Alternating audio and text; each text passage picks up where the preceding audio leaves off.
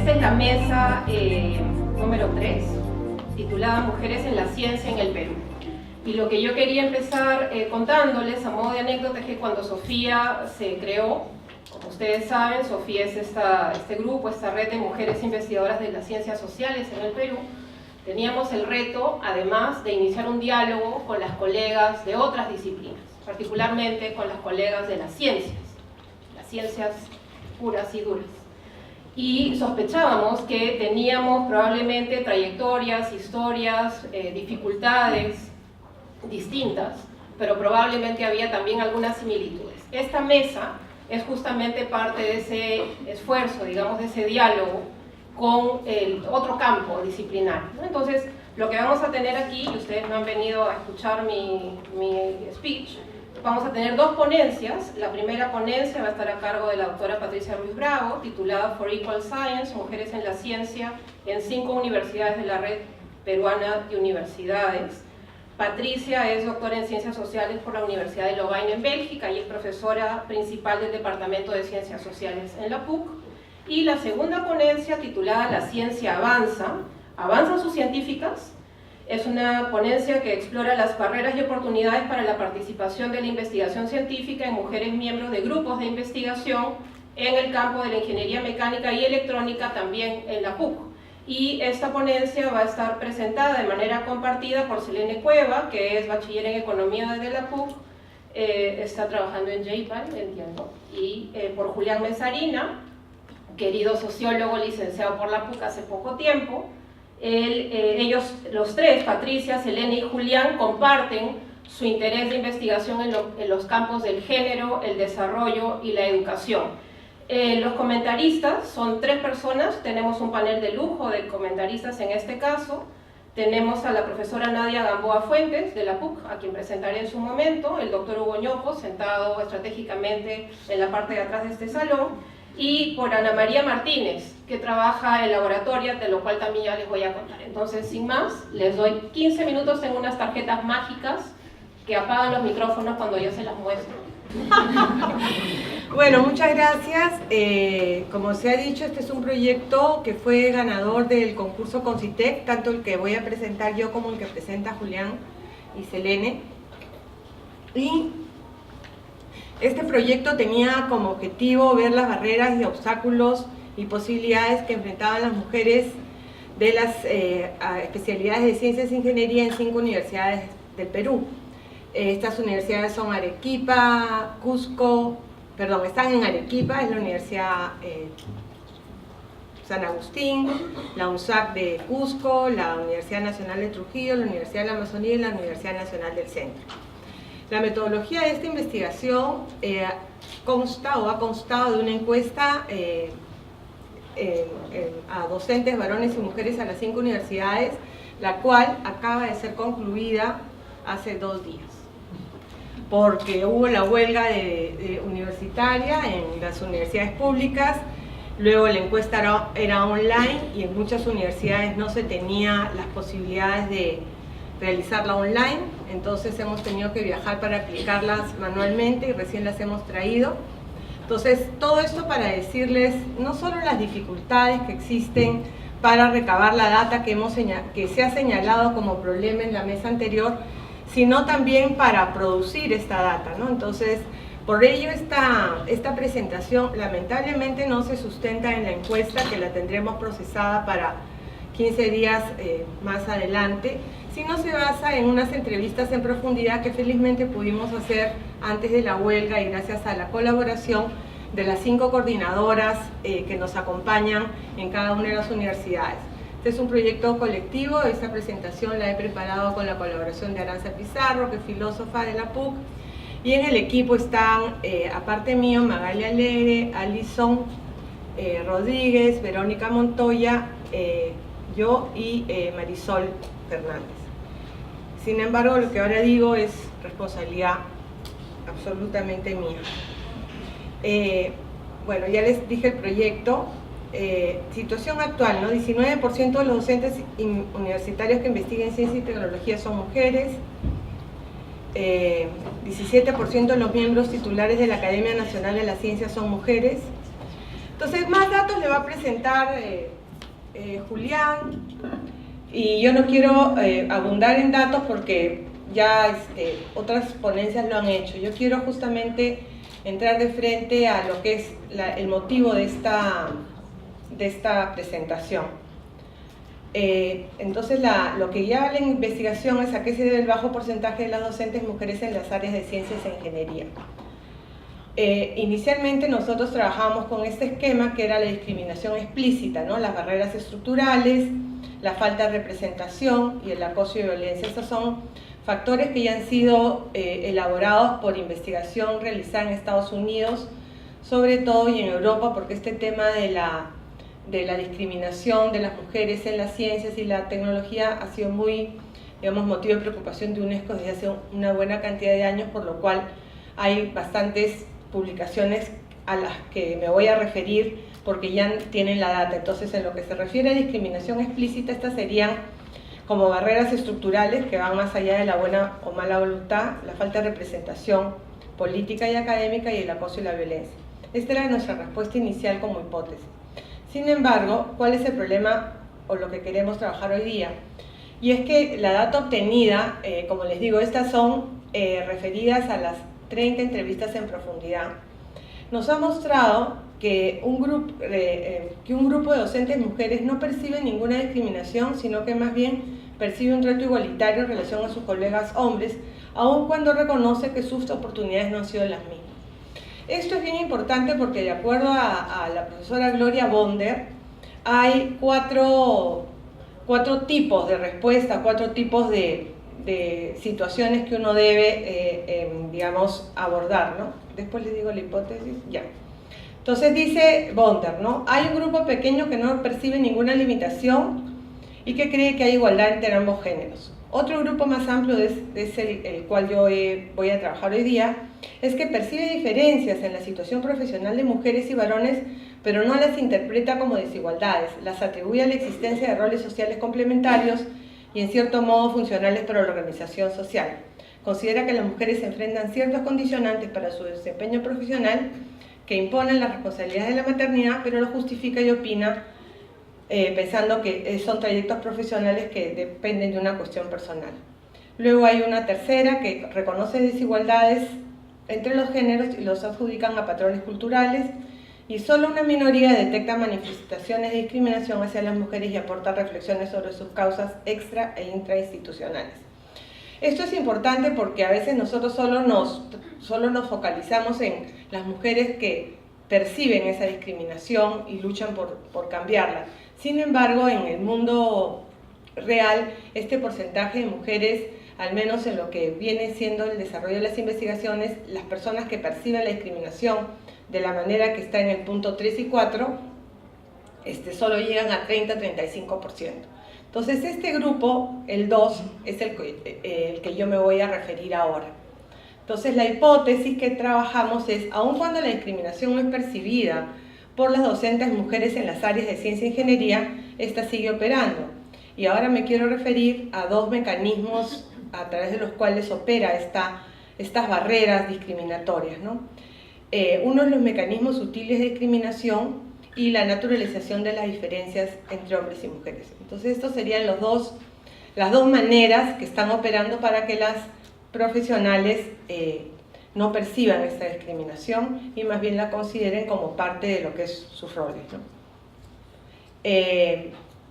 Testimonios, ¿no? ¿Qué es lo que podemos señalar? Las oportunidades de las entrevistadas. Las oportunidades son iguales para todos. Lo que pasa es, como estábamos hablando hace unos instantes, la maternidad en el caso de muchas de mis colegas y el hecho de criar hijos las restringe mucho para aceptar cargos o ocupar espacios que están ocupando actualmente los varones. Definitivamente ellos los cogen y se hacen dueños de esas áreas, pero la opción es para todos. Para mí es que si hay más hombres en la investigación es porque los hombres han tomado la investigación, no es porque a las mujeres se les ha impedido.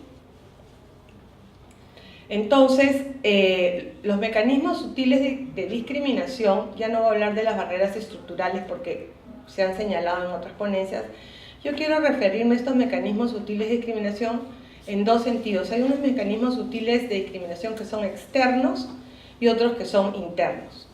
Ayer se ha hablado de los sesgos implícitos y estos son sesgos que se dan inconsciente e involuntariamente y se manifiestan en la percepción que tenemos de las capacidades y habilidades del resto. Esto ayer se dijo en realidad en el sentido de que no son tan implícitos sino son explícitos, pero se refiere a implícitos porque son inconscientes. Es como cuando opera una manera que tenemos de ver la realidad. Entonces, por ejemplo, ¿no? Se señalaba en uno de las lecturas que les he dicho, es que, por ejemplo, a una profesora hacen una serie de experimentos sociocognitivos. Entonces se vio que a una profesora le dijeron que iba a venir una mujer que era enfermera, y luego que iba a venir también una persona que era una protestante, una ministra protestante, ¿no? Un ministro protestante. Entonces, cuando llegaron, ella al final dijo, bueno, pero no vino el ministro, y era una ministra, pero ella había imaginado, o sea, por los conocimientos y las pre-nociones que tenían, que el ministro era un hombre, ¿no? Entonces a eso se refieren con los sesgos implícitos, no es algo, digamos, que se piensa, ¿no? En este caso era la profesora que era muy consciente de las desigualdades de género, entonces se refiere a ese mecanismo inconsciente que opera cuando se pone en acción todo lo que podríamos decir los esquemas de género que hemos internalizado desde la primera infancia, ¿no? Entonces operan y inmediatamente uno actúa en consecuencia. Bueno, los micromensajes es otro tipo de mecanismos de discriminación, y el clima laboral hostil. Pero yo me voy a referir luego a estos mecanismos sutiles de discriminación, que son mecanismos internos. Uno es la baja autoestima y la otra es la amenaza a ser estereotipada. La baja autoestima no me voy a referir ahora, pero en las encuestas que se hicieron en la Universidad Católica salió un solo dato, les quiero decir, para mostrar esto. En una gran mayoría las mujeres docentes de todas las unidades señalaban que su currículum vitae estaba por igual o por debajo de sus colegas, mientras que los hombres señalaban que su currículum vitae estaba por igual o por encima. Igual pasaba con la categoría en la que estaban asignadas, ¿no? La mayoría de mujeres señaló que su categoría era la que le correspondía, o estaba en la que le correspondía, mientras que los hombres decían que pensaban que podían estar en una categoría superior. Y en la proyección hacia el futuro, la mayoría de los hombres pensaba que iba a estar en una categoría superior, mientras que la mayoría de mujeres pensaba que iba a quedarse en la misma categoría. Es más largo, pero son como datos que nos muestran esta autopercepción, ¿no? Bueno, pero nosotros nos vamos a quedar con la amenaza a ser estereotipada. Esto es muy interesante, ¿no? Todos estos datos, todos estos conceptos son de estudios que se han hecho en otras partes. Sí. Entonces, la amenaza a ser estereotipada surge cuando los miembros de grupos minoritarios, en este caso hablamos de grupos minoritarios porque son las mujeres que están en las carreras de ciencias e ingeniería, en ese sentido, sienten miedo a ser tratados o juzgados de forma estereotípica por quienes comprenden el grupo social dominante en una situación específica en la que quieren sobresalir. Este miedo puede limitar y hasta impedir un desarrollo académico y o profesional exitoso. Entonces, ¿qué es lo que sucede, no?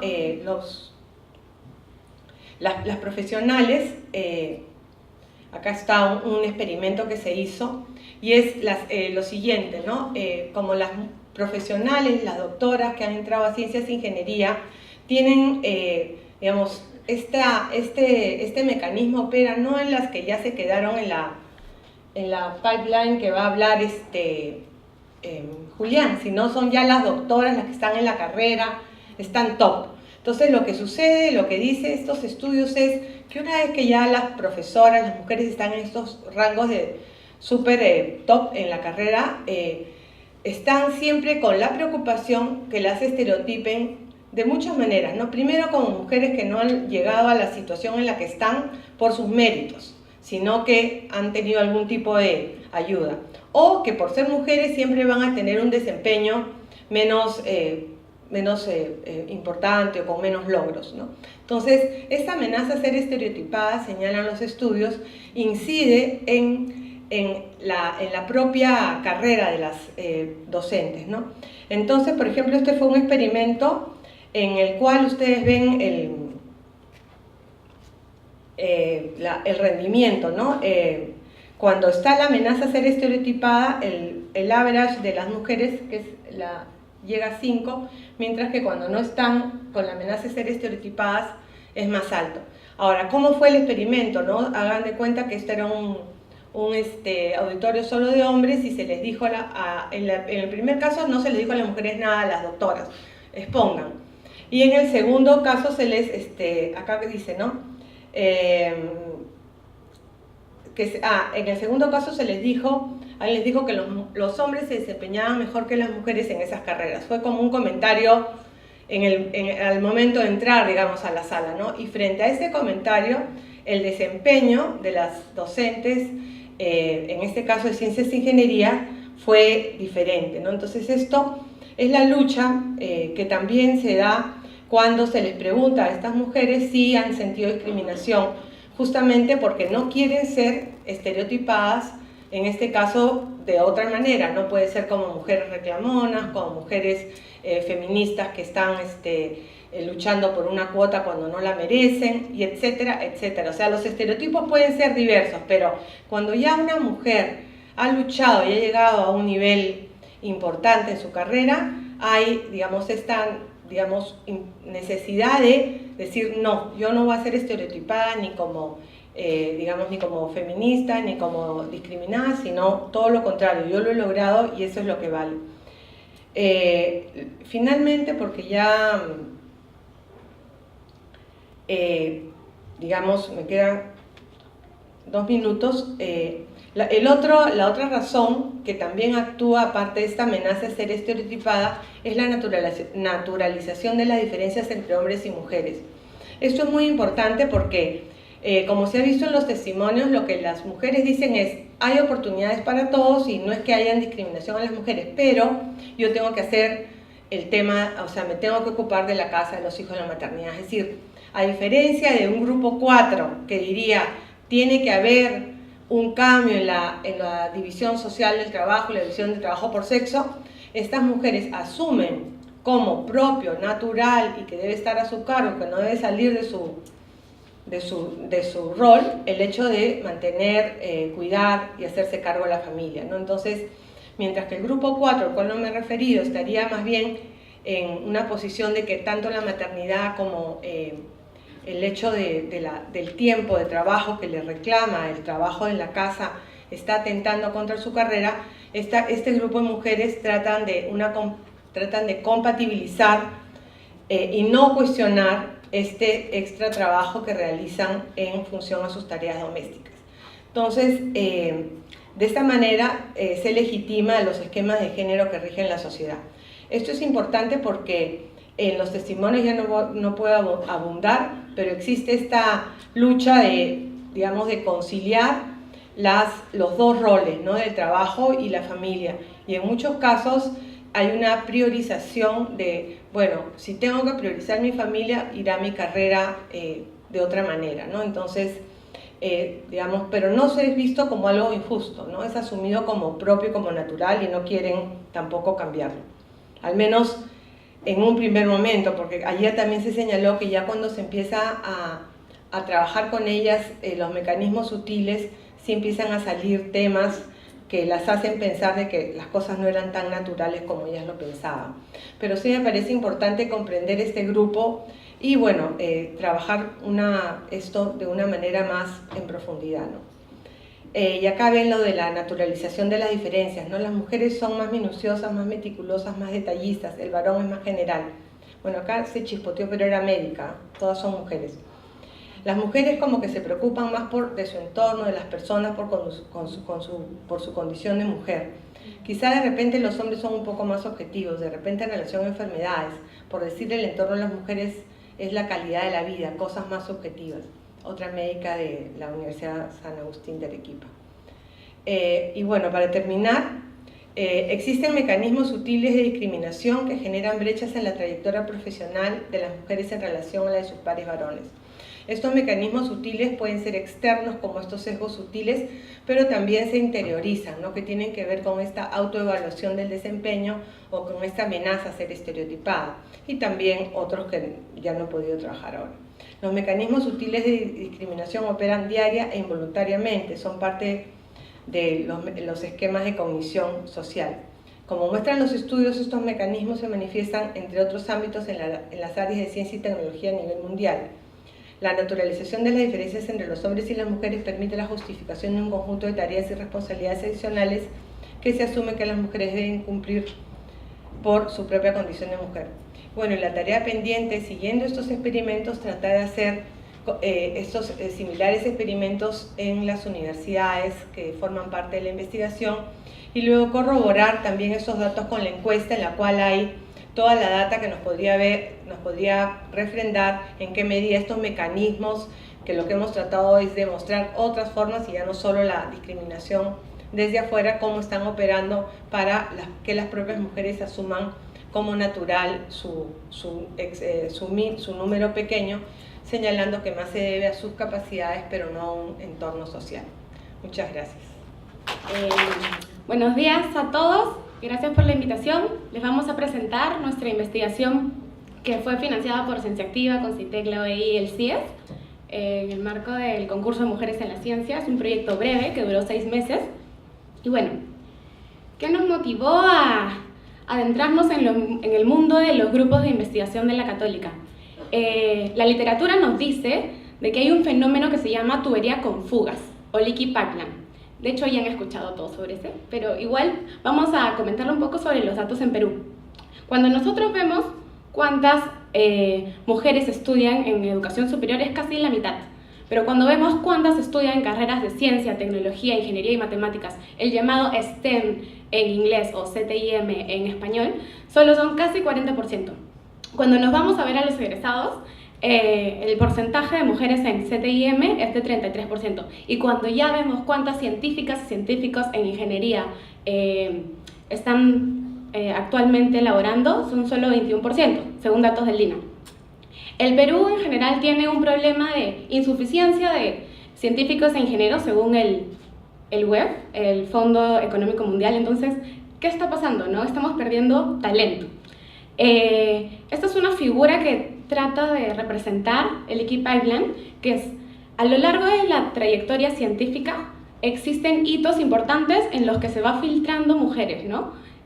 Van saliendo de la carrera, entonces al terminar pasan a la secundaria, elegir una carrera de ciencias, elegir un posgrado de ciencias, elegir ejercer y ser científica, o sea, solo llega una gotita, ¿no? Entonces, ¿por qué nos interesa estudiar este tema? Por 3 razones. 1, equidad. Como todos y todas merecemos las mismas oportunidades para elegir ciertas carreras y desarrollarnos en lo que queramos. Luego, las mujeres aportan nuevas perspectivas a la ciencia, ¿no?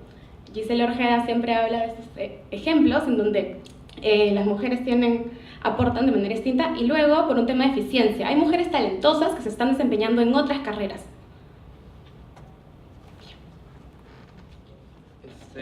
Bueno, para empezar, la investigación mutó, ¿no? Mientras hacíamos el campo, mientras averiguábamos más sobre la naturaleza de los grupos de investigación, porque al inicio solo queríamos ver qué estaba pasando específicamente en el ahora, ¿no? En el momento actual en que las mujeres estaban en el grupo de investigación, cómo se desenvolvían dentro de este y todo. Para los que no saben, los grupos de investigación de la Católica funcionan más bien con un profesor, profesora, que es la coordinadora del grupo, o profesores también afiliados, y giran en torno a un tema específico, ¿no? Entonces ahí van llamando gente que pueden ser alumnos de pregrado, de posgrado, ¿no? El problema era por cuestiones de tiempo y todo, no podíamos hacer un trabajo meticuloso de ver qué estaba pasando en estos grupos realmente, entonces decidimos más bien ampliar un poco a las trayectorias, ¿no? Por eso queríamos analizar las barreras y oportunidades de las mujeres miembros de estos grupos, ¿no? Que escogimos grupos que específicamente veían ingeniería, ¿no? Mecánica, mecatrónica, informática, en su formación como profesionales investigadoras.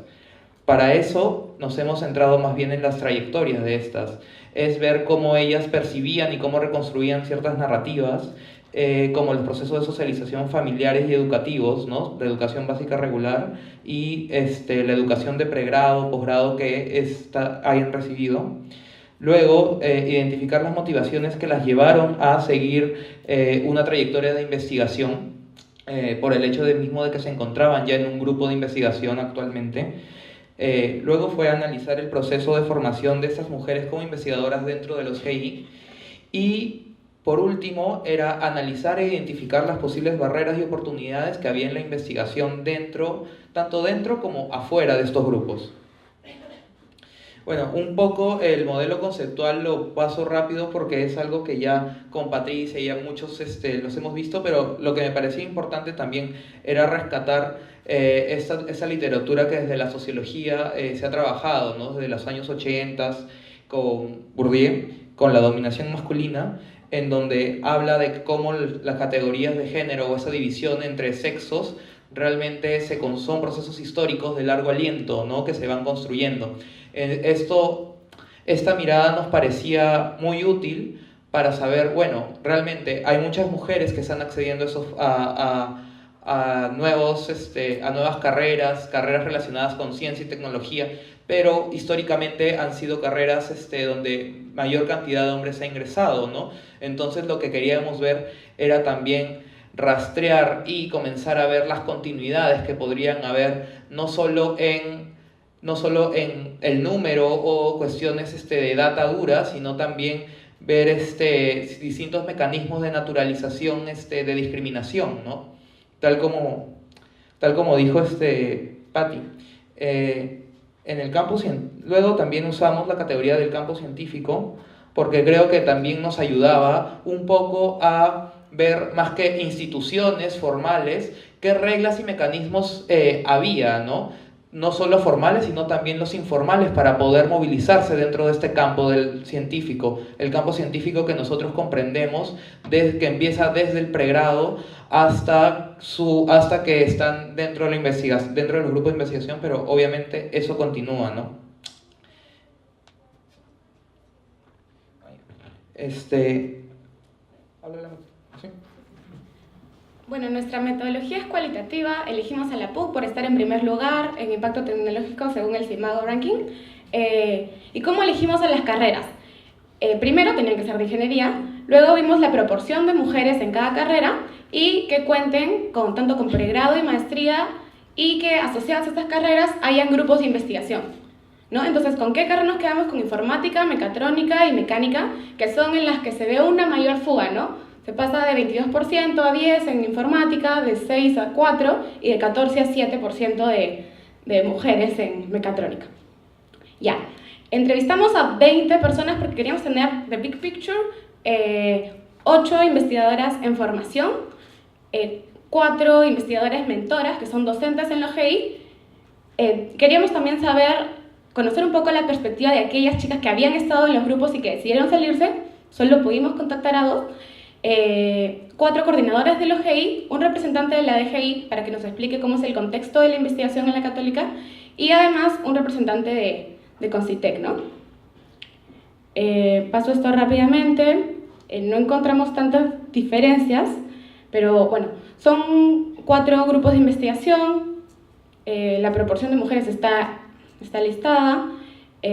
Sobre la caracterización, las investigadoras jóvenes en promedio tenían entre 30 años y casi todas eran solteras, solo una tenía hijos, mientras que las mentoras ya tenían un doctorado o maestría concluidas, tenían 39 años, 3 de las 4 estaban casadas con hijos, y las ex integrantes, en promedio tenían 28, una estaba soltero y la otra casada con hijos.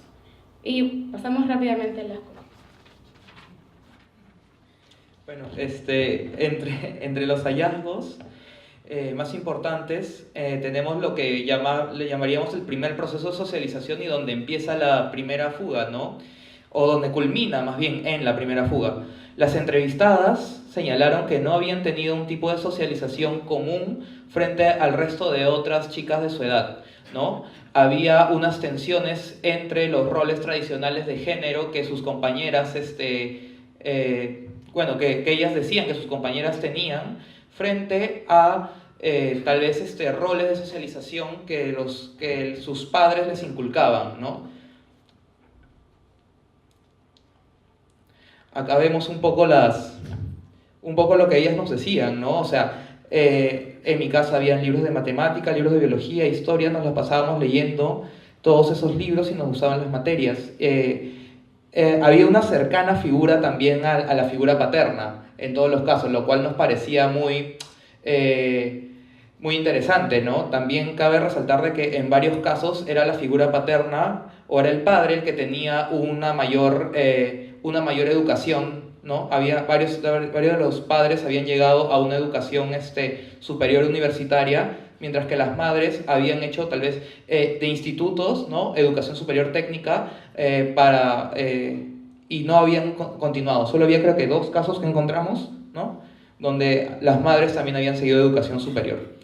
Entonces eso también nos parecía bien importante para ver cuáles son los tipos de referentes que ellas iban construyendo, ¿no? Sobre qué hacer en el futuro. Otro hallazgo también relacionado a esa primera fuga es en el caso de la escuela. En la escuela se ve que hay un interés común en las materias de ciencias y también tenían una excelencia académica, ¿no? Al menos las entrevistadas. Resulta importante el rol del docente para cursos de matemática o ciencias para la generación del interés de dichas áreas. Sin embargo, esto no es necesariamente compartido porque hay experiencias muy heterogéneas y también dependiendo del colegio va a influenciar mucho el interés de que ellas creen en las ciencias y en las tecnologías o cómo ese interés se va alimentando. Un caso que nos parecía interesante es el que nos cuenta una investigadora que dice: en el colegio teníamos un muy buen profesor de física, pero cuando yo pasaba secundaria y el profesor era bastante exigente, los padres de familia de esa época se quejaron de que el profesor era demasiado exigente y lo sacaron, porque un poco el concepto era: mi hijita, ¿por qué va a estudiar eso? Entonces ellas dijeron que claro, la exigencia también estaba muy guiada por concepciones, ¿no? Tal vez este caso era de un colegio de mujeres, si mal no me equivoco. Entonces ellas también decía de que claro, cuando llegaba a la universidad se presentaba un segundo aspecto de que no tenían, o ella sentía que comparado a colegios de solo varones no tenían las mismas competencias, lo cual fue un reto también bien importante para varias que estuvieron en este tipo de escuelas, ¿no? En cuestiones de matemática y eso. Otra cosa también que me parece relevante resaltar es que muchas de las entrevistadas nos dijeron de que casi la mitad o varias personas varias mujeres compartían sus intereses en la ciencia y la tecnología, pero pasa algo que en quinto de secundaria, al momento de decidir las carreras, muy pocas escogían carreras de esa naturaleza y terminaban en carreras o de letras o lo más parecido tal vez comparado a los números que era contabilidad o administración, ¿no? Eso también era interesante. No tenemos el dato exacto obviamente de cuánto era la proporción, pero según sus experiencias nos decían que eran muy pocas de sus promociones las que salían o las que elegían las carreras de ciencias. Una segunda fuga también importante es la experiencia de la universidad, ¿no? Esta es heterogénea y también se reproducen ciertos estereotipos y eso también nos parecía algo bien importante comparado con la exposición que nos comentó Patti, ¿no? En la investigación también salía de que habían ciertos estereotipos por las que ellas eran elogiadas o los maestros les decían como, bueno, que les decían que estaba bien su trabajo, que era muy relacionado al orden. Para ella sentía de que el orden era algo súper importante que les había ayudado en su carrera científica, mientras que comparadas con sus pares hombres, decían de que no, o sea, los hombres más bien eran relajados y todo, pero sí resaltaban de que la primera característica que ellos tenían no era el de ser brillantes o excelentes, sino eran más bien ordenadas. Otra cosa que también resulta interesante es que entre sus pares no se encontró mecanismos explícitos de discriminación, pero sí entre sus profesores y entre sus profesores y jefes de práctica, ¿no?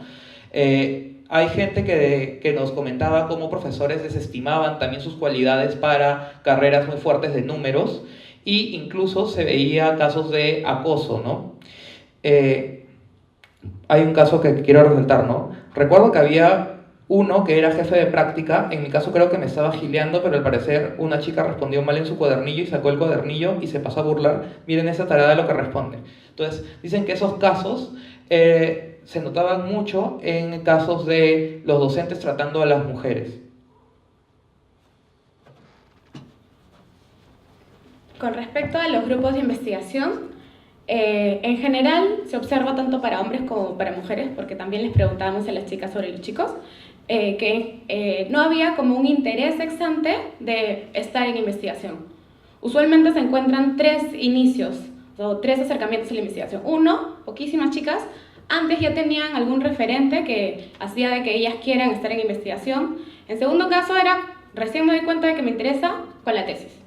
El 80% entraba por esto. Y un último caso era, se iban a la industria que les pagaba muy buenos retornos y luego regresan por algún contacto con algún docente, ¿no? Una cosa súper importante es el tema de la mentoría. En general, a lo largo de, ya sea cuando los profesores en las clases presentaban sus proyectos de investigación o con la tesis, usualmente las personas que iban captando a las chicas eran también docentes, mujeres. Entonces ahí hay algo que nos parecía importante, ¿no? Y bueno, algo general para hombres y para mujeres es que en ingeniería la industria ofrece muy altos retornos. Entonces no hay muchos incentivos económicos para quedarse en la investigación, ¿no? Pero algo adicional para las mujeres es que no hay muchas referentes mujeres. Sobre los GI en específico, todas aman a los GI, o sea, se dan cuenta de que los GI son espacios en donde van aprendiendo qué es la investigación y que no son solo habilidades técnicas que pueden haber aprendido durante la carrera, sino también presentar sus propuestas, formular preguntas de investigación, vender las investigaciones. Esas capacidades las aprenden en el GI. Además, cuando les preguntábamos sobre sus aspiraciones educativas, todas querían hacer doctorado, todas. Entonces, veían de que el GI era súper positivo para ellos.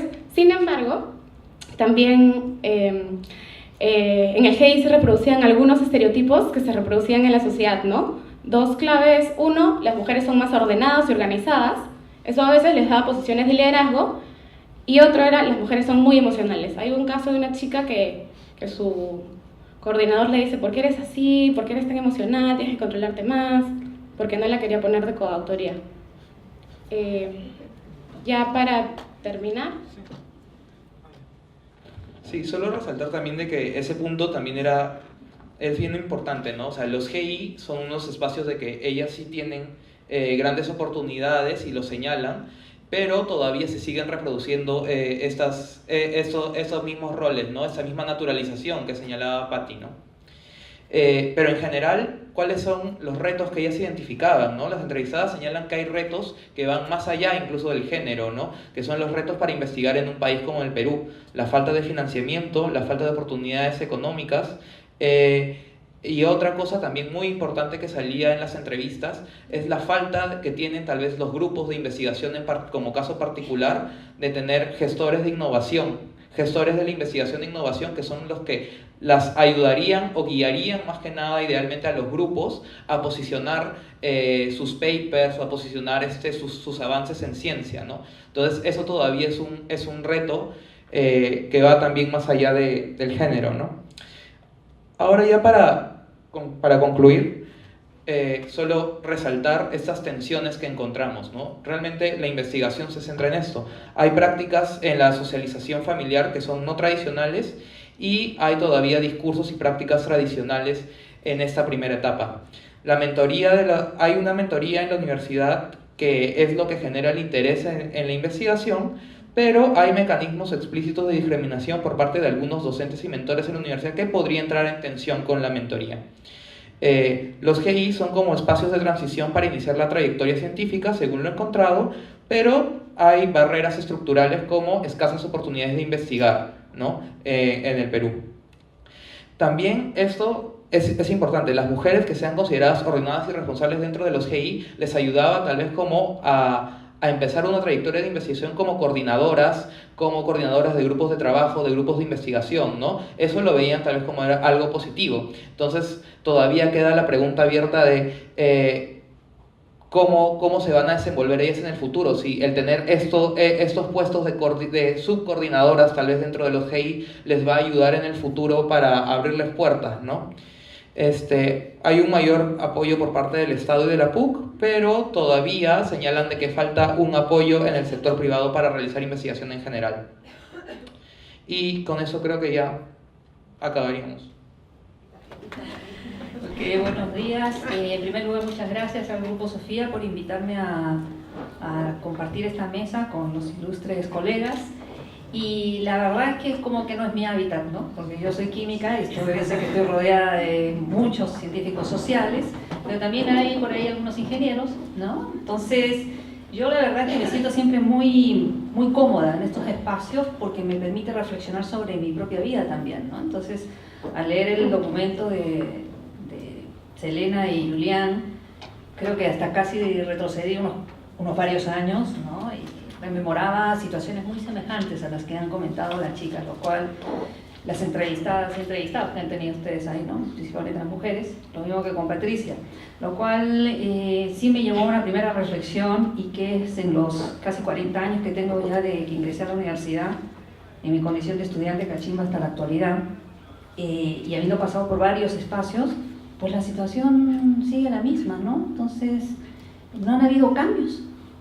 Hay sí más mujeres, sabemos más mujeres, y yo estoy rodeada, yo pertenezco a la Facultad de Ciencias e Ingeniería, y anoche había un acto electoral donde estábamos 190 profesores de la facultad que reúnen las 11 carreras de ingeniería y las 4 de ciencias, y habríamos pues unas 10 profesoras, ¿no? Y sabíamos que faltaban algunas, pero ese era el mundo, o sea que 40 años después de que uno ingresa a una facultad netamente masculina, encontrarse en la plana docente con los colegas para elegir al nuevo decano, pues la situación es la misma. Lo que sí noto yo que ha cambiado, y a veces cuando participo en los focus groups y en las reflexiones con las colegas sociólogas, es que quizás las mujeres ingenieras en particular, porque ese es el objetivo, creo yo, más de este evento, las ingenieras en particular han ido como que empoderándose en cuanto a su personalidad, como que son más firmes, se sienten más confiadas. Y yo creo identificar esto con quizás una evolución en la historia familiar. Las mujeres actuales, las jóvenes mujeres de los grupos de investigación, las profesoras que probablemente Patricia entrevistó, probablemente están en esas posiciones de cierto poder en el desarrollo de la investigación porque tienen un entorno familiar que ha evolucionado con ellas positivamente, ¿no? Y eso era también parte de mi propia experiencia. Yo estoy donde estoy y le agradezco mucho a la universidad las oportunidades que me ha dado, pero porque estuve rodeada y sigo rodeada de un entorno familiar pro mujeres, donde no había diferencia en realidad por las mujeres, sino que se me decía que uno debía lograr un espacio y una posición por su mérito, no por su género. Y es la lucha que creo que a través de este tipo de proyectos de investigación y los informes que deben ser socializados, que deben ser públicos, debe llevarnos a que los espacios que consigan las mujeres en la investigación, en la gestión y en la docencia misma tengan que ver con su mérito y no con su género, ¿no? Entonces, ¿qué ocurre con las investigadoras jóvenes en estos grupos de ingeniería que pasan por las cosas que se siguen pasando desde hace 4 décadas? O sea, yo creo que en realidad lo más importante que se está logrando con estos informes es poner en blanco y negro situaciones que han sido escondidas por mucho tiempo, ¿no? Que no son confesadas, y permitir a las mujeres reflexionar sobre esa situación y modificarla, y en especial a las familias, ¿no? Porque muchas de las jóvenes que no llegan a completar las carreras de ingeniería es porque probablemente quedaron embarazadas y se tienen que dedicar a sus familias. Y ahí por eso digo, ¿no?, que el entorno familiar es el primer actor, y es el que tiene que ser educado para poder fortalecer el desarrollo de sus mujeres, de la familia, pero no por el hecho de ser mujeres, ¿no?, sino por el hecho de tener el mérito para conseguir ese espacio. En el informe de Patricia, yo veía pues sí, estas universidades en las que has trabajado, hay algunas de ellas que son en el área de las ciencias e ingeniería marcadamente masculinas, ¿no?, marcadamente masculinas. Pero la situación es la misma, ¿no? Y ahí el problema somos las mujeres, esta baja autoestima, el someterse al estereotipo, el pensar, y no sé en cuál de los informes, escuchar lo de la el sentimiento de culpa por tener que dejar de hacer algo por favorecer el otro rol, cuando en realidad esos roles de cuidado de la familia y el trabajo en la universidad o en un centro de investigación tienen que ser compartidos con la pareja, ¿no? Son los dos y se convierten los dos en modelos de sus hijos e hijas. Entonces, si realmente queremos hacer que las jóvenes científicas e ingenieras tengan más presencia y lo logren por su mérito, es porque todos juntos, hombres y mujeres, tenemos que evolucionar y caminar hacia lo que debería ser este país. ¿Por qué no estamos donde deberíamos estar? Porque en realidad falta un actor, una actriz, no sé si vale todavía el término, importante, que son las mujeres. Y no porque seamos más ordenadas, más ejecutivas, no sé, pues no, emocionales, que no veo nada de malo en ser emocional, ¿no? Hay que ponerle corazón a las cosas, y bueno, pues si uno es más emocional que otros, hay hombres también muy emocionales, ¿no? Pero todos juntos contribuimos al desarrollo del país. Entonces, 19% de las mujeres hacen ciencia e ingeniería en este país, pero ¿cuántos científicos e ingenieros, hombres y mujeres, tiene este país en relación con el resto del mundo?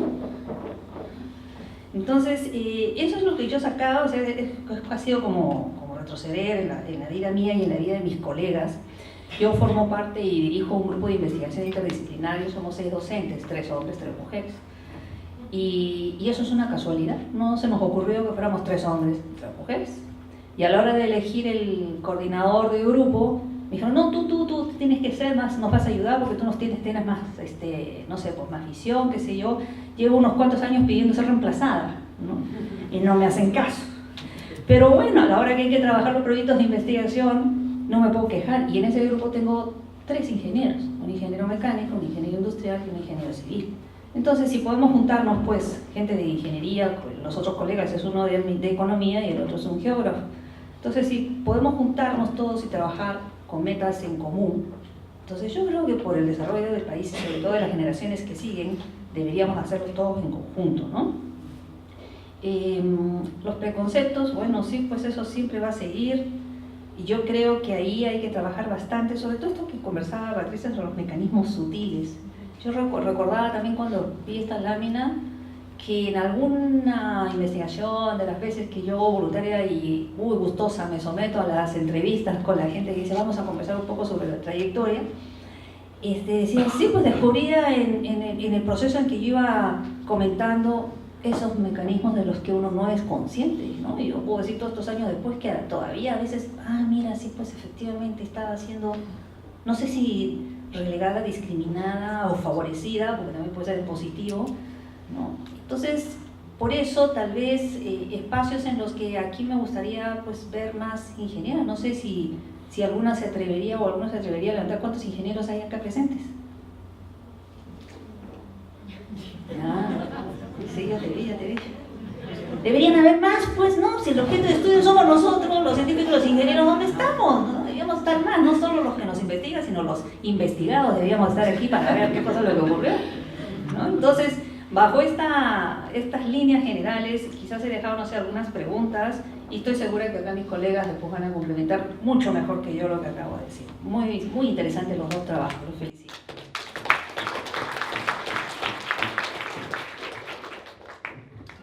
Solo pude hacer mi tarea con uno de los estudios, ya porque este es el que recibí con anticipación. Voy a comentar este.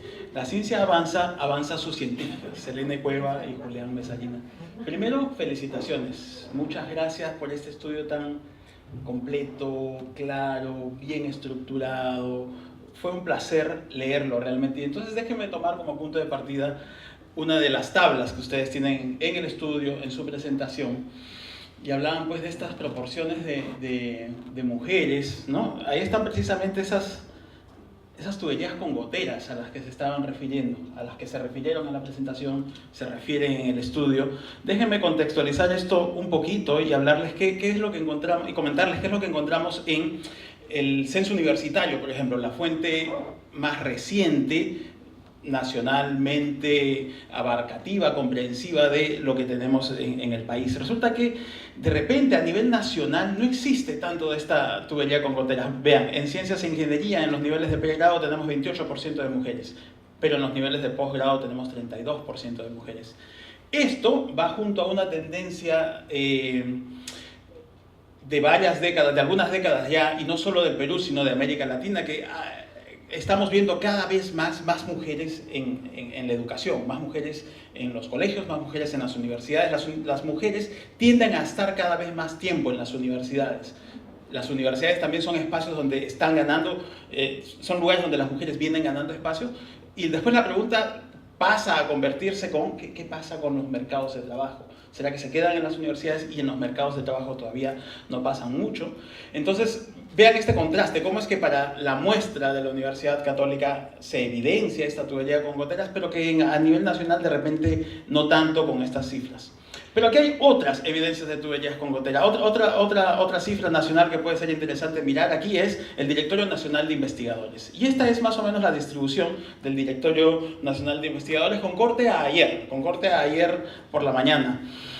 Y noten aquí sí cómo es que en la ingeniería y tecnología solo 1 de cada 5 investigadores son mujeres, de los actualmente registrados en el DINA, como digo, con corte a ayer. En contraposición con lo que sucede, por ejemplo, en las ciencias médicas y de la salud, donde casi, digamos, nos estamos acercando a la paridad. En las ciencias sociales, que es donde yo me desempeño, son 1 de cada 3. Ahí hay algunas otras evidencias de tuberías con goteras, ya en el desempeño de la acción misma de la investigación. Y también sucede en las publicaciones, vean. Ya se dijo, en las ciencias e ingeniería o en la ingeniería y tecnología, como tenemos ahí, se publica menos. Se publica mucho menos, sí, porque está el competing option del mercado, el mercado que paga mucho más, que remunera mucho mejor, tanto a hombres como mujeres. Entonces, tanto hombres como mujeres tienden a publicar mucho menos en la ingeniería y la tecnología que en otras ramas del saber. Pero aún ahí también sucede que las mujeres publican menos que los hombres, en una proporción más o menos similar a la que encontramos en las otras áreas. Una cosa que yo quiero decir, y que también se mencionó en el de Selene y Julián, es que esto en gran medida puede ser trazado a cosas que suceden desde la escuela. Y aquí nuevamente voy a referir a América Latina y el Caribe, y quiero que prestemos atención a los datos de la última prueba PISA, digamos, la del 2015, la última disponible que tenemos. El pie que tenemos a la izquierda, ¿qué dice?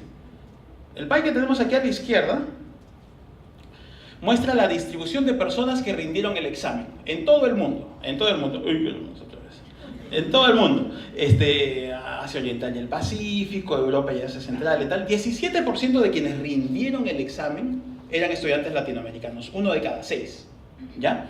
Pero si después nos preguntamos quiénes son los top performers de la prueba PISA, esta es una prueba que rinden estudiantes que tienen 15 años de edad, que están entre segundo, tercero y cuarto de secundaria. Entonces, nos preguntamos quiénes eran los que tenían nivel 6 o más en la prueba, quiénes son los top performers, digamos, los que están llamados después a ser, pues, los grandes estudiantes de ciencias e ingeniería. Esto es alto rendimiento en matemáticas, ¿ya? Y resulta que en América Latina y el Caribe, de 17% de test takers, de personas que rinden el examen, solo 2% están dentro de los top performers mundiales en el nivel 6 en PISA, 1 de cada 50. Noten la desproporción, ¿no? Entonces, si es que ya en los niveles tan básicos como la secundaria existen estas desproporciones tan grandes entre las mujeres que van a rendir muy bien en las ciencias de ingeniería para después estudiar estas carreras y tal, tenemos un problema que se viene gestando desde la escuela. Es interesante notar también que si uno mirara pruebas para chicos más pequeños, digamos como la ESE, la Evaluación Censal de Estudiantes aquí en el Perú, va a notar que las disparidades de género son muy pequeñas para los grados pequeños. Para segundo grado de primaria hay unas diferencias muy pequeñas, que conforme las personas van avanzando en su ciclo de vida se van gestando y van creciendo. O sea, algo va sucediendo, algo de estereotipos, algo de roles, algo va sucediendo en la escuela que hace que los niños y las niñas tengan desempeños distintos. Para terminar, también nos estaban mostrando esta tabla de oportunidades y barreras, Julián y Selene, ¿no? Y hablaban de varias oportunidades. Noten las barreras, cómo es que hay discursos tradicionales sobre roles de género, cómo es que también que las mujeres son consideradas más emocionales, ¿no? Y lo que yo quería decir es que esto sucede en ámbitos que trascienden a de las ciencias e ingeniería, que trascienden al ámbito académico al que ellas se restringieron. Y para muestra, vean lo que salió ayer en los diarios, ¿no? Seguramente van a reconocer esas palabras, ¿no? No, ella lloró para que se le nombrara y le hemos nombrado por pena. Ella se puso a llorar. Todo comenzó cuando no la nombramos como vocera titular y se puso a llorar. un congresista, llamando la atención del comportamiento de una colega suya. Y vean, esto ya fue dramático, ¿no? Puede decir lo que quiera. A mí me enseñó una cosa mi madre: las mujeres después de ser chismosas son mentirosas. Un congresista de la República salía a decir esas cosas. Tenemos mucho trabajo por hacer. Tenemos una agenda pendiente muy grande que está en muchos ámbitos y necesitamos unos líderes que estén a la altura del reto, ¿no? Y así como necesitamos líderes a la altura del reto, necesitamos ciertas políticas. Y algunas de las políticas que primero habría que pensar son en ciertas políticas de acción afirmativa. ¿Estoy bien de tiempo? Yo sigo ya. Hablemos de las políticas de acción afirmativa. En general, a mis colegas economistas, yo ahora me desempeño como economista, tengo una formación medio variopinta, pero me desempeño como economista. Y a mis colegas economistas les llama mucho la atención esto de las políticas de acción afirmativa y les incomoda esto de insertar cuotas, insertar mecanismos ajenos a las reglas de mercado, ajenos al natural comportamiento de los mercados, porque los llaman disruptivos, los llaman friccionales, los llaman de múltiples maneras, como para decir que no permiten que los mercados operen de la manera tan natural como deberían operar. Pero frente a ello, el argumento claro, concreto y conciso es que lo que tenemos hoy es un mal equilibrio de mercado. Un mal equilibrio de mercado que se nutre de estereotipos, que se nutre de disparidades que ya traen raíces históricas, y que no son de ahora, que se gestaron hace mucho tiempo. Entonces, cambiar ese mal equilibrio justamente requiere disrupciones fuertes que tendrían que quebrar ese equilibrio para llevarnos a uno más equitativo, donde ya no se necesite este tipo de políticas de acción afirmativa. Entonces, las políticas de acción afirmativa se necesitan, claro, para salir de estos malos equilibrios, y obviamente tienen que ser entendidas como cosas temporales, como disrupciones muy fuertes, pero muy instantáneas, muy temporales, para que muevan los equilibrios de un lado al otro. Eso es lo que yo les diría a mis colegas economistas. Pero también parte de las críticas que surgen a las políticas de acción afirmativa surgen muchas veces de las mismas mujeres. En el break estábamos conversando con Patricias, a las que estábamos aquí, justamente, ¿no? ¿Cómo es que se repite muchas veces el caso eso de que ciertas mujeres, que después de que, entre comillas, la hicieron, tienen el discurso no, yo no necesito de acciones afirmativas, yo llegué hasta donde llegué por mi mérito, por mi talento, yo no necesito cuotas. Y la verdad es que eso sufre de varias cosas que los psicólogos conductuales dirían sesgos cognitivos como por ejemplo el sesgo de la disponibilidad. El que haya funcionado para una persona o para un entorno cercano no necesariamente significa que sea una cosa que vaya a funcionar para el agregado. Y para el agregado lo que toca es ver las estadísticas que ya nos mostraron en el estudio, que adicionalmente les he mostrado aquí, y esas estadísticas nos dicen que las igualdades no están equiparadas y hace falta este tipo de acciones afirmativas. Muy brevemente les hablo de una última política en la que creo más y cada vez me vengo convenciendo más, que dice que puede que la solución esté mucho más cerca de lo que nosotros creemos, puede que la solución esté mucho más cerca de lo que nosotros pensamos. Ayer no pude estar aquí, pero sé que María Ballarín y Lorena Alcázar les mostraron los resultados de un estudio que ellas vienen haciendo y que hablan bastante de cómo se distribuyen los roles dentro de la casa, los roles domésticos. Yo les puedo hablar desde las encuestas de usos de tiempo que existen en varios países de América Latina, y resulta que para que un país latinoamericano, o para que un hogar en un país latinoamericano pueda funcionar normalmente, requiere de 30 horas de trabajo doméstico. En Perú requiere de más o menos 35 horas, eso es lo que nos dice la ENUT, la Encuesta Nacional de Uso del Tiempo. Pero resulta que de esas 35 horas que se necesitan para que un hogar funcione, las mujeres proveen 80% del mismo. Y los hombres solo 20%. Entonces, con estas disparidades que se dan al interior de los hogares, pregúntense ustedes cómo es que salen entonces hombres y mujeres en, entre comillas, igualdad de condiciones a competir en los mercados de trabajo. Ya sale una disparidad bastante marcada, no solamente en disponibilidad de tiempo, sino también en aquello que cada vez estamos encontrando en economía que resulta importante, que es el foco, lo que Sendhil Mullainathan llama el tunneling de las acciones de las personas respecto de cuánto se pueden concentrar en hacer su trabajo. Si tienen que seguir pensando en el hogar y las 24 otras horas que van a trabajar en el hogar y comprar la medicina para los niños e ir a la reunión de padres de familia del otro niño y tal, ¿cuánto se pueden concentrar en su empleo? Es una cosa que hay que pensar. Entonces, estas políticas domésticas pueden tener un impacto bastante grande, y lo que me hace pensar que puede ser un camino bastante interesante es que es una cosa que sucede en todos nuestros hogares, nos sucede a todos, y entonces todos podríamos cotidianamente trabajar para superar eso. Noten muy rápidamente, y con eso termino, los impactos de estas diferencias. Cuando hombres y mujeres dedican diferentes horas en los mercados de trabajo, eso impacta diferencialmente y desproporcionadamente a las mujeres. Cuando hombres y mujeres trabajan cada uno de ellos 30 o más horas dentro de sus hogares, las brechas salariales, que están mostradas aquí en estas cajitas, esos son intervalos de confianza para las brechas salariales. Resulta que las brechas salariales son mucho más marcadas cuando las personas tienen que comprometer más tiempo para sus hogares. Con esto me detengo y muchas gracias.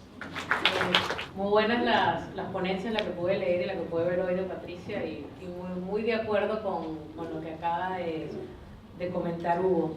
También vean el ejemplo de Hugo, que preparó su presentación, que los hombres también pueden ser ordenados y disciplinados, ¿no? Y emocionales también. Así como estereotipamos a las mujeres, estereotipamos a los hombres también. Yo no preparé ninguna presentación.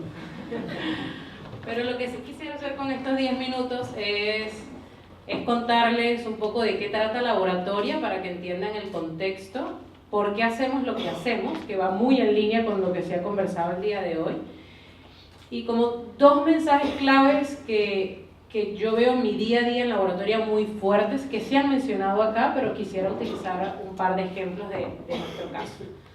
Soy venezolana, por eso hablo un poco raro. Perú está mucho mejor que mi país y por eso estoy acá.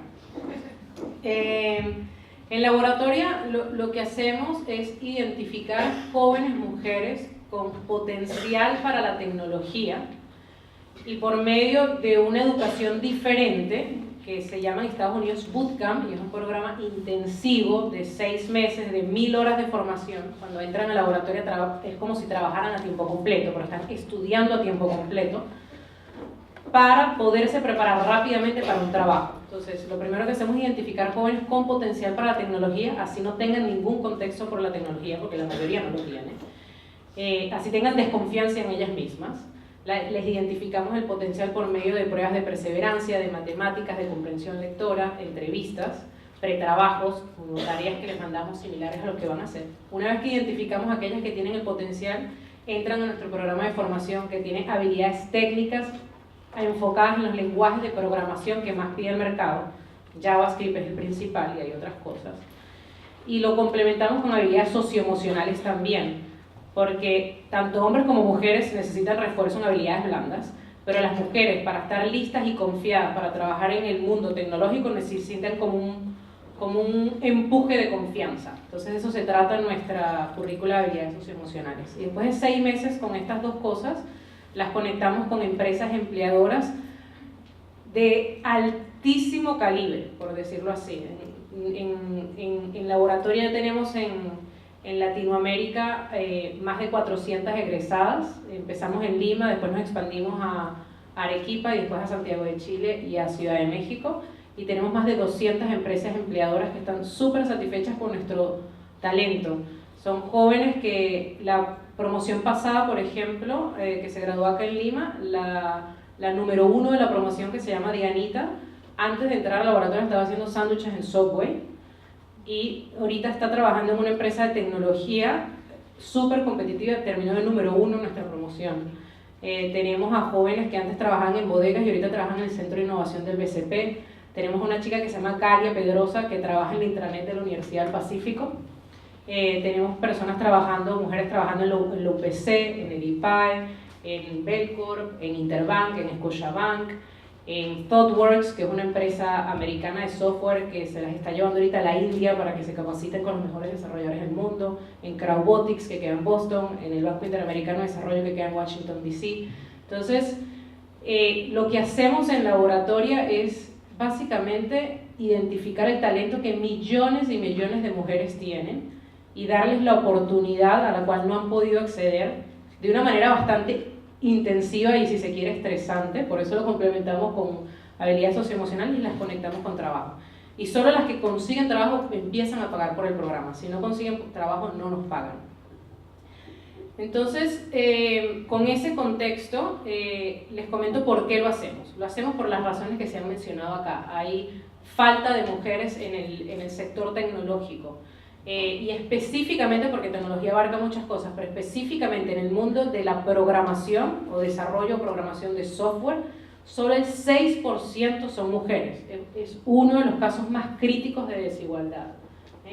Las razones son muy parecidas a las que acá se mencionan. Hay muchísimos estereotipos que han llevado a las mujeres a pensar que eso no es un mundo para ellas, lo cual es altamente absurdo, no solo porque tienen las mismas competencias o el mismo potencial que los hombres para dedicarse a la programación, sino también la otra razón por la cual es absurdo es porque programación de software, según el Banco Interamericano de Desarrollo, es la carrera con más crecimiento en la próxima década. Y esa próxima década empezó en el 2015, cuando ellos hicieron el estudio. Y en el 2025, en Latinoamérica, se necesitan 1.2 millones de desarrolladores de software. Y no hay. Y lo que más se necesita son mujeres. Se necesitan tanto hombres como mujeres, pero lo que más se necesita son mujeres, es porque hoy en día son solo el 6% a nivel mundial. Y Mozilla Foundation hizo un estudio acá en Perú y el número era el mismo, 6%.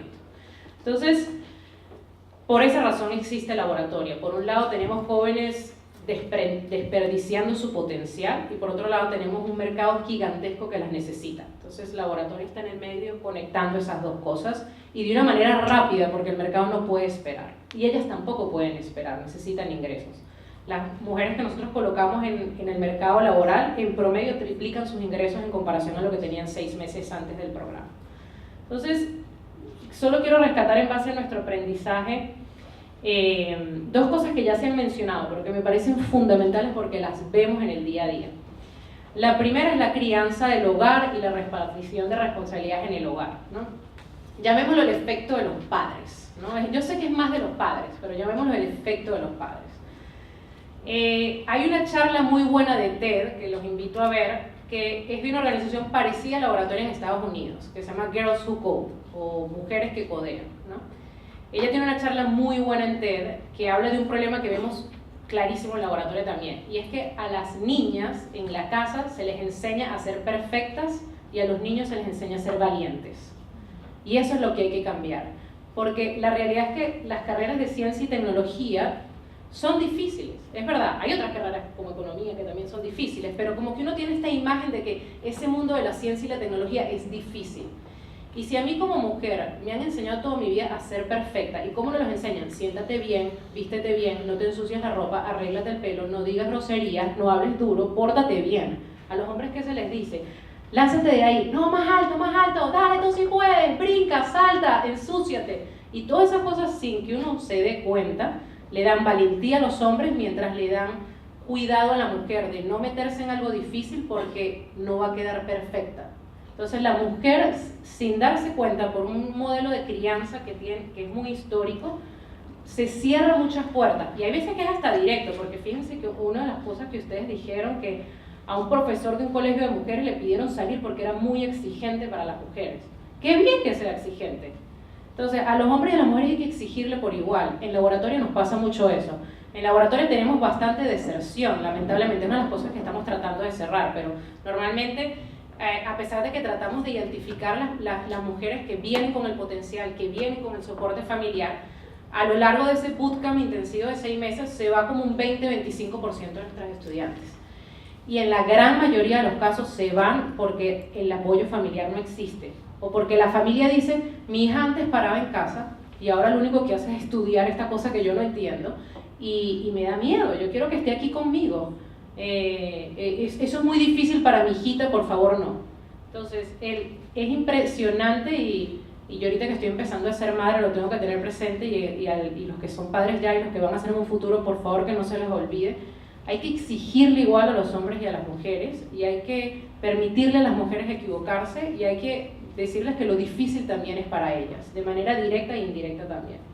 Hay un libro que se llama Good Night Stories for Rebel Girls o Cuentos de Noche para Mujeres Rebeldes que es buenísimo. Son como historias que contarle a tus hijas de mujeres que lo han hecho en campos súper difíciles, ¿no?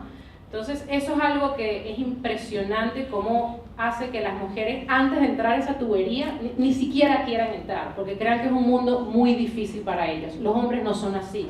Los hombres adultos tienen mucho más confianza que las mujeres y tiene que ver desde cómo nos criaron. Entonces, eso es un mensaje que les dejo. Y el segundo es la importancia de los role models, que también estoy de acuerdo que hay que hacer acciones afirmativas para que haya más mujeres. ¿Okay? Laboratorio es una acción afirmativa. Mucha gente nos pregunta, ¿por qué se enfocan en mujeres si también el mundo de la programación necesita hombres? Y muchas veces hombres nos dicen, yo quiero entrar al laboratorio. Y nos cuesta un poco decir, la verdad es que también se lo merece como hombre, pero yo tengo que hacer esa acción afirmativa que va a traer mujeres al mundo digital. Ya voy a cerrar. Y por eso nos apoya Google, nos apoyan Microsoft, nos apoyan grandes empresas porque saben que se necesita esa acción afirmativa. Y para muestra un botón, cuando nosotros abrimos nuestra convocatoria, hacemos muchos experimentos para ver qué atrae a más mujeres a atreverse a postular al laboratorio, porque ese es el reto, que se atrevan a postular al laboratorio, que crean que sí la pueden hacer. Y el último experimento que hicimos, teníamos 2 páginas web. Una página web que hablaba de por qué estudiar tecnología, por qué estudiar programación, que la demanda del trabajo, que vas a mejorar tus ingresos, bla, bla, bla, todas las razones de por qué el mundo tecnológico es interesante. Pero digamos que era un mensaje que era atractivo, tanto para un hombre como para una mujer, lo llamamos un mensaje neutral. Y después teníamos otra página web que la llamamos La Feminista, que tenía exactamente lo mismo, pero además contaba la historia de Arabella, que Arabella es una egresada de laboratorio que antes de entrar al laboratorio a trabajar en la bodega de su casa, se graduó del programa, consiguió un trabajo en Perú y después se fue a vivir y a trabajar en el Departamento de Tecnología del Banco Interamericano de Desarrollo en Washington, D.C., en Estados Unidos. Primera vez que se montaba un avión, primera vez que salía del Perú. Y llegó hasta allá. Entonces, comparamos la cantidad de postulantes en una página versus la otra. ¿Cuántas se registraban para ser parte de la próxima promoción de laboratorio? Y en la página feminista que tenía la historia de Arabella fue el doble. O sea, tuvimos el doble de chicas que se atrevieron a postular. Esto fue un estudio que hicimos con la Universidad de INSEAD en Francia, bastante metódico, ¿no? Entonces, es una muestra más de la importancia de los role models. Entonces, con esas 2 cosas me despido. La importancia de fomentar la valentía y la importancia de mostrar los role models para que más mujeres se metan en los mundos de las carreras STEM. Muchas gracias.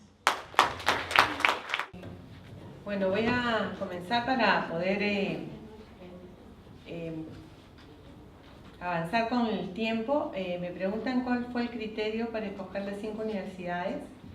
Bueno, primero teníamos que ver universidades que tuviesen las carreras de ciencias e ingeniería, ¿no? Entonces ustedes saben que no en todas las universidades hay las carreras de ciencias e ingeniería y que tuviesen un relativo tiempo para poder hacer unas entrevistas a las personas que aceptaran la encuesta y que estuvieran dispuestos a participar, ¿no? Entonces eso redujo la muestra a, creo que eran 7 u 8, porque luego como este fue un proyecto que se presentó a Concitec, bueno, Ciencia Activa, todos los vicerrectores o rectores tenían que hacer una carta comprometiéndose con el estudio. Entonces las brechas se fueron acortando, ¿no?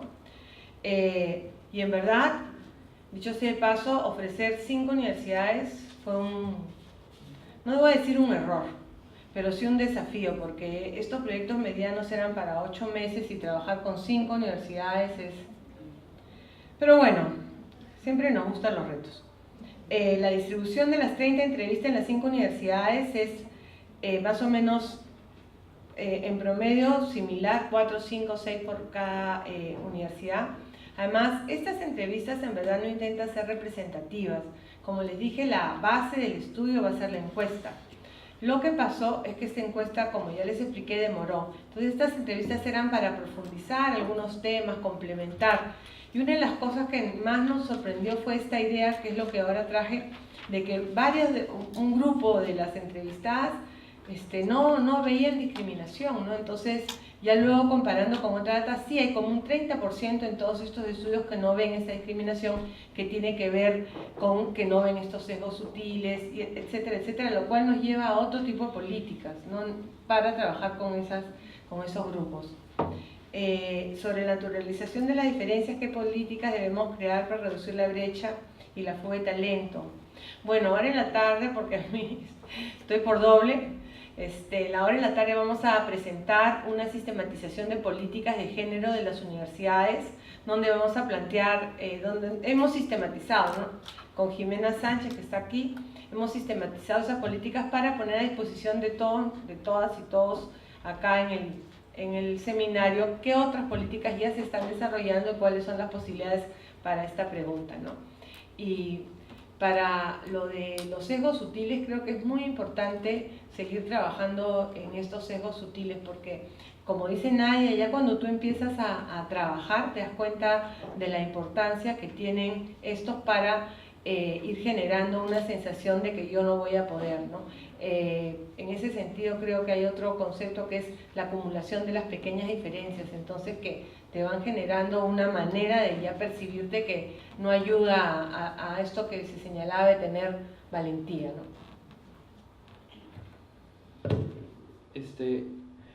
Sobre también los comentarios o las cosas que se han hablado en la mesa, ¿no? Y también hilándolo a la última idea que nos decía Patricia, ¿no? Efectivamente, nosotros tuvimos ese mismo reto también para la investigación, ¿no? Porque nuestra metodología era bien hacer entrevistas, entonces el hecho de repreguntar y el hecho de tener que ahondar a tal vez esas experiencias era bien difícil, entonces también metodológicamente surgía ese reto, ¿no? O sea, de qué manera nosotros podemos identificar estos mecanismos sutiles, de qué manera se interpretan, ¿no?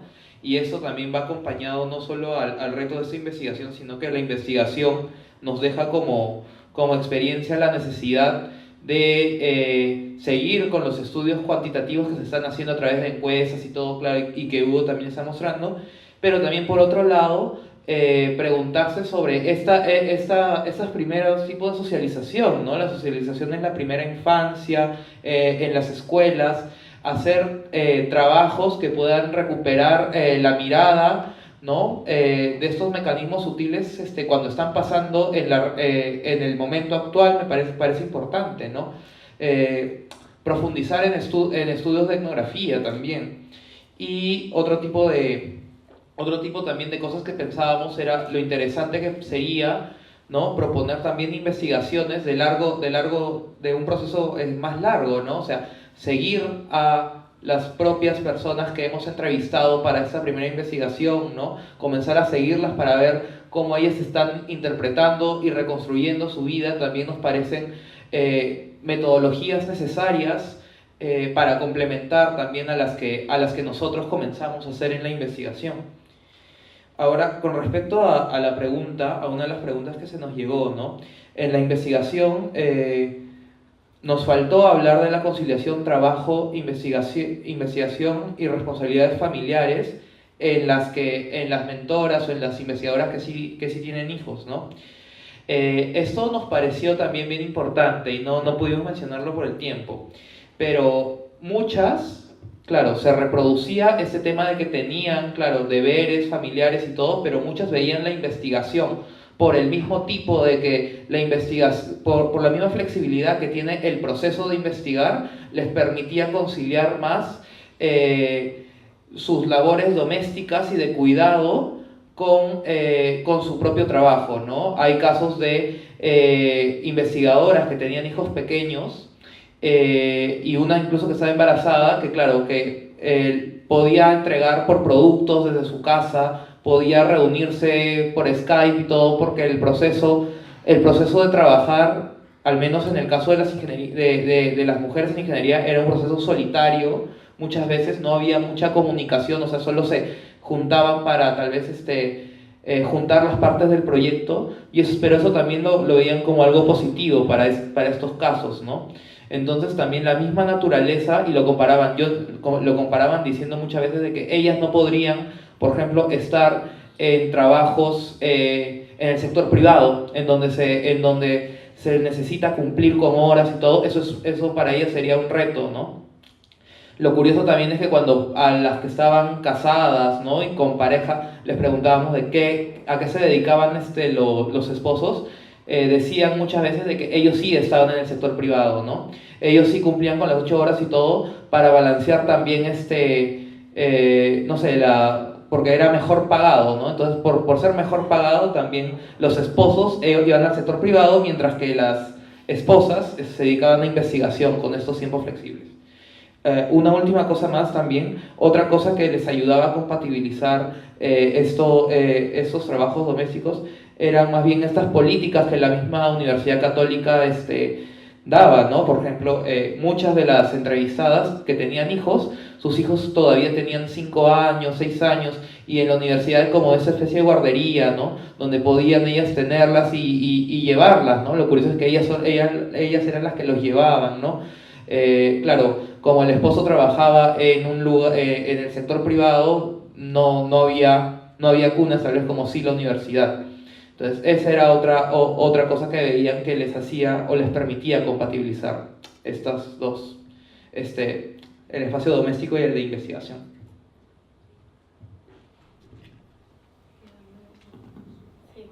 Y sobre la otra pregunta que nos hicieron, sobre acciones concretas para fomentar la eliminación de las barreras en la universidad, bueno, Hugo creo que ya ha dicho algunas, de políticas afirmativas. En la PUC hay una política de género. Preguntamos por esta política y igual salieron cosas interesantes, ¿no? Varias no sabían que existía, digamos, en la ingeniería, y algunas también no estaban a favor de la política, porque sentían de que la favorecía, ¿no? Entonces, si bien hay que implementar este tipo de políticas, que es fácil, no sé si podemos detallar luego, también hay que hacer una campaña de concientización para que las mismas ingenieras y la gente en general nos demos cuenta que son necesarias, ¿no? Porque claro, ellas sentían de que las estaban favoreciendo.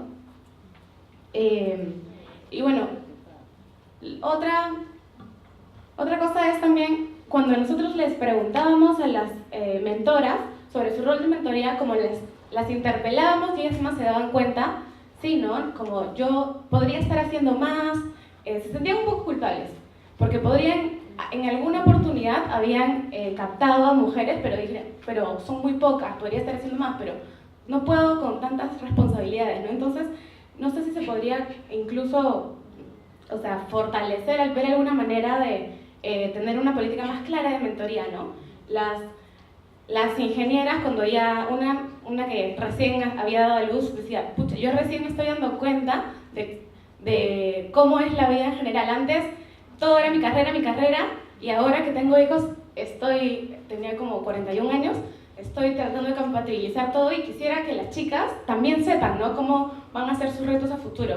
O sea, y ella sentía que podía informar más, pero el tiempo. Entonces, maneras de compatibilizar esto son necesarias, ¿no? Desde la misma universidad.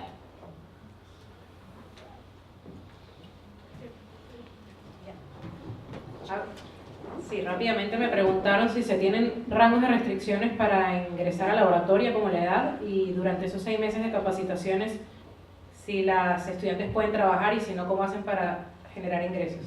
Primero, el único requisito para ingresar a la laboratoria es ser mayor de 18 años para que tengan edad para trabajar abiertamente en todas las empresas que quieren contratar talento de laboratoria. No pedimos ningún requisito académico, ni que hayan estudiado secundaria, ni universitaria, ni que no hayan estudiado. En un principio en el laboratorio pensábamos que el laboratorio era solo para aquellas mujeres que no habían podido acceder a la universidad. Pero después nos dimos cuenta, lamentablemente, que hay muchas mujeres que han accedido y culminado la universidad y no les ha servido para nada, no en universidades como estas, pero en muchas otras que lamentablemente no abren puertas. Entonces el único requisito es ser mayor de edad, y el otro requisito también es tener tiempo y posibilidad de sustentarte en laboratorio, porque si es a tiempo completo, no se puede trabajar durante esos 6 meses. Hay algunas chicas que se recunsean, por decirlo de alguna manera, pero sí es importante que inviertan esos 6 meses en capacitarse de manera intensiva para así después ingresar a un trabajo y triplicar sus ingresos. Entonces normalmente ahorran ellas un poco o las ayuda la familia, y cuando le digo las ayuda la familia es tanto en la parte económica como en la parte de los hijos. Tenemos muchas madres, y cuando las estudiantes que pasan los exámenes son madres, para nosotros es un factor de riesgo.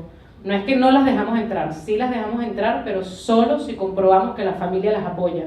Y es súper lindo ese proceso porque, bueno, a veces es duro porque nos damos cuenta que no las apoyan, pero encontramos a padres súper feministas, a esposos súper feministas. Recuerdo una mujer que dijo, yo tengo 3 hijas, una mamá dijo, yo tengo 3 hijas mujeres y mi objetivo es que las 3 salgan de la casa antes de casarse, por sus propios medios. Ya lo logré con la primera y la segunda está ingresando al laboratorio. Eso. Un aplauso para la mesa, por favor.